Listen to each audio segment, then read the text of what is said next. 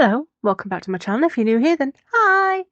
I'm using J-Diction resin, epoxy resin, and I'm going to use my G3 because I'm going to make some amulets.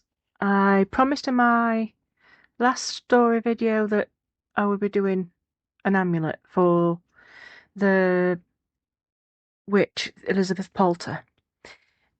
I make quite a few, and now I can't decide which one I like. So I'm leaving that entirely up to you lot. Thanks. There will be some numbers up at the end for you to choose your favourite. And whichever one's the favourite, I will make that into the actual amulet, the necklace. And the rest I'll probably make into magnets or keychains or something. But yeah, I use epoxy resin. I use Let's Resin metallic micas. And I also use Let's Resin metallic flakes. I had a bit of a blast with this. I proper enjoyed playing with these. These colours are awesome. The clay was cheap as chips and painted beautifully. And I can honestly say I love them. And with a little help from a few good friends, I asked, should I put UV resin over them to coat them? But they said no, leave them as they are.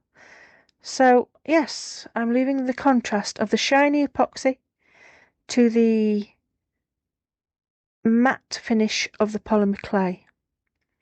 Now, like I said, I don't know which one I like the best. One is made of glass actually. That was the throwaway one that I did at the last minute because I was really getting into them, and I'm just like, what else can I put polymer clay on them? What else can I put these colours on them? What else can I do this? And I'd had a really, really bad day. Well, I say hubby had. So I was like, I need to chill out, relax, and then go to bed early. It's now 12 o'clock, midnight. This is early for me. So as soon as I've done this video, I am going to bed. I've had 2 hours in 2 days. Yeah, I went to bed at 5 o'clock this morning. Husband got up, didn't feel well. I got up, we went straight to the A&E. So, yeah, I did not sleep. And now I feel quite hyper, which is not a good thing. Anyway, I am totally and utterly rambling on. I've made my top coat. Well, not top coat, it's my base. No, it is the top coat. Because I'm going backwards. Yes, use your brains, Kel. Oh, it always sounds weird when I call myself that. And I'm just using, what's this stuff called? Crystal clear lacquer as a metal size, because I don't have any metal size. It's basically just to get me metal flakes to stick and my chrome powders from epoxy resin by Leanne. Oh, Leanne, I'm sorry if I've said your channel wrong. Oh.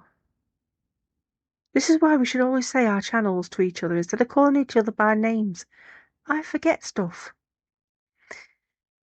So this worked like a treat because you didn't have to leave it too long for it started to dry. So then, of course, you could just rub it in with a nice soft brush that actually comes with the Let's Resin micas. I like brushes, and it's a very nice brush. Yeah, I've just took them out there. They are pretty. But I don't rub it in until I've done them all because I want to try and catch the glue before it dries. And I'm just putting random patterns down, random shapes. I'm basically testing these colours because I like them. And I haven't used them before. Not properly, anyway.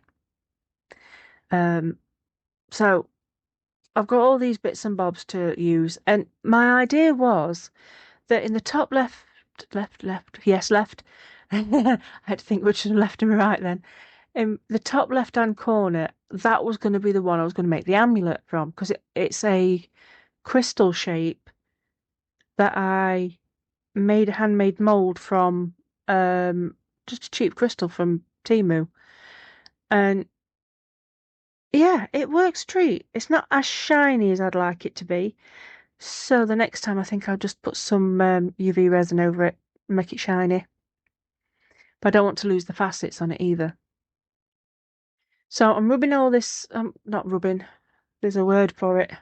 Oh, I am oh, it's rubbing. We'll say rubbing it in today. And just to get it nice and filled in. Now, this is the little bag of Mylar flakes. Yes, Mylar flakes. That was from Tina at Paul's Resin with Love. And I just used what was left in the bag. I still haven't opened the packet. And I think they look quite nice, although looking at it now, you don't really see it until the light hits. That's because I've covered most of it with polymer clay. Yeah, but it is pretty. And I think I dumped some more on top of the moon. And I also thought, well, maybe the moon would look good. Now, the moon is a shaker mold. I have never done a shaker. Never. I really should. To be honest, I don't really do technical stuff when it comes to resin. I should give it a go. I mean, blooms put me off, I think. No good with blooms. But anyway, I've made up some more resin and I've just put some black paste. Nope, not paste. Yes, it is paste. Black resin dye paste. There we go. I think I put 2 drops in. Very black. Very nice. Temu. Again. And I've put too much in some and not enough in another. And I realised I've not got enough to fill the other 3 in, so... Other 2 in, sorry. So I just take them off and I'm going to leave them till next time I've got some spare. Because I like what I've done with these and I might make some more. And I might even stick them on eBay. I think they actually would sell. I think.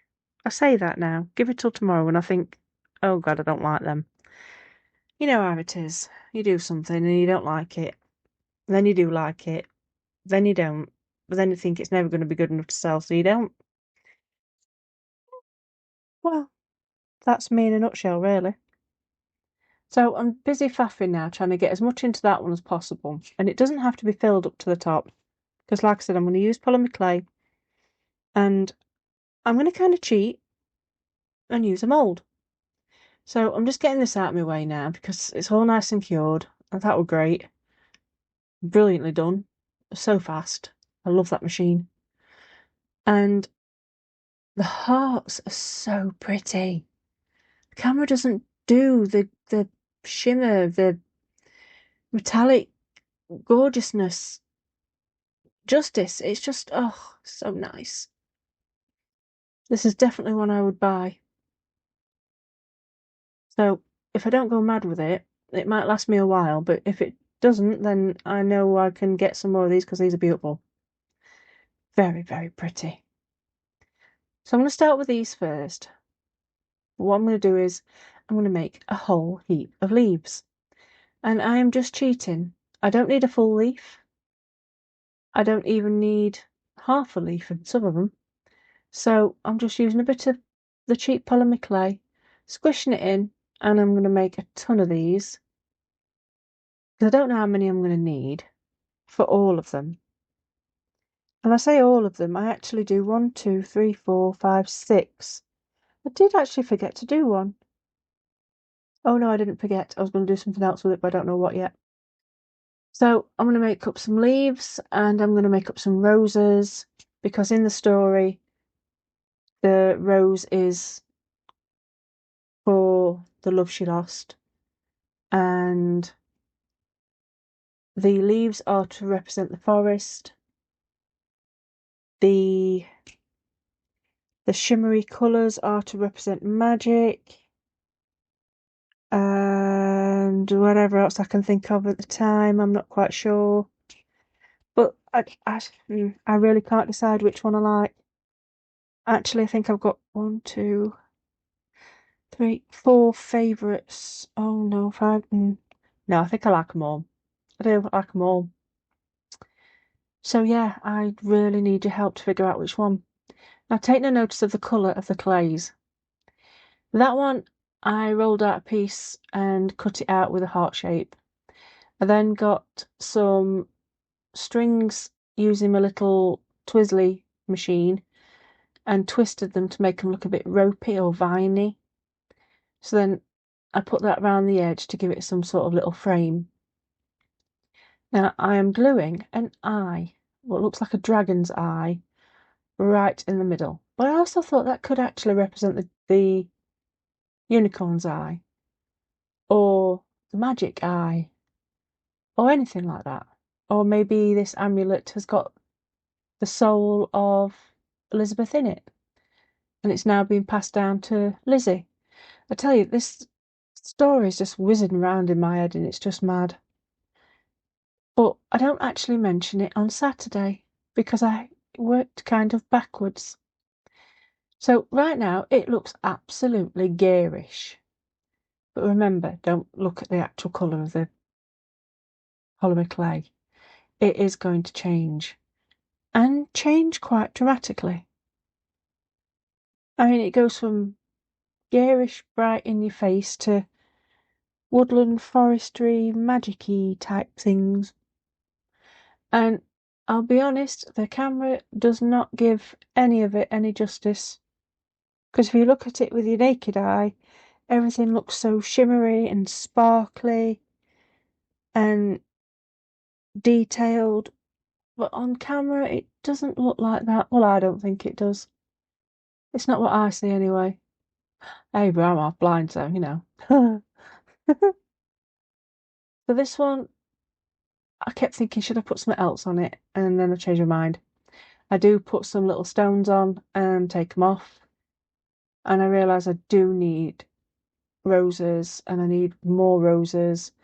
And I use my scissors, I use paintbrush. You don't need any fancy tools to use polymer clay. Whatever you've got hanging around. But mostly, it's just my hands. And on the back I've put E and... oh, I forgot already. Oh, EP for Elizabeth Poulter. Because that's the witch's name. And if you haven't watched all of this, I will pop up a link at the end to the playlist, and you'll be able to watch the makes I've made so far, starting with the journal all the way through. And I have tweaked the story for Saturday's video because otherwise it'd have been hours long. I just needed to make it shorter and just more cohesive, make more sense, put it in the right order. Yeah, so it has been changed a little bit. I've kind of squished them all together and tried to make them fit. I think that's what I'm trying to say. But you can see as I'm tilting that piece I've got in my hand now, that you can see the glint of the epoxy resin underneath. Jewellery resin really is nice. I quite like it. There was no bubbles whatsoever. Not that I could see with my eye anyway. And the one bubble I thought was a bubble wasn't a bubble, was on the moon. And that's because that's where you put your needle nose tip to fill up with oil. And yeah, so that's not a hole. I do cover that up though with a vine because I don't want that to be seen. Because I don't know if that's the one I want to make into a amulet. I have got a hole at the top that I need to drill in through the polymer clay if that's what I'm going to do. Or that also could be a magnet. I could also add a bit of moss to it. Oh, why did I not think of adding moss to it? I could do that with all of them actually. Just to give it that extra bit of texture, some oomph. Oh, I don't know. What do you reckon? Should I add some moss to it? Just teeny tiny bits. I've got purple, I've got pink, I've got green, yellow, red, brown. don't have black. But I could change it to black. So yeah, let me know what you think. Should I put some little bits of moss on it? I have made little tiny mushrooms. And on the moon, it has got some crystals on it at the bottom. And I am basically dry brushing green over everything now. I've already put my black on, the base coat. I've already added a bit of dark green for the first colour coat. And now I'm dry brushing in my highlights with the light Grinch green. I love that green. I would use it on everything if I could. Luckily for me, these are all mainly leaves. So you can see that they've gone from bright in your face pink and green, and I think there might have been some yellow bits, to now quite dark and forest-like with little pops of colour here and there. And I've proper enjoyed doing them all. So yeah, I just want to say thank you to the Gertisms. You are all awesome sauce. And for all my subscribers, new and old, and those of you who watched to the end. Can you please decide for me which one is your favourite? Number 1, 2, 3, 4, 5, or 6. And check out the photos of the hearts at the end, and I shall see you all next time. Don't forget Dave is up next. Bye bye!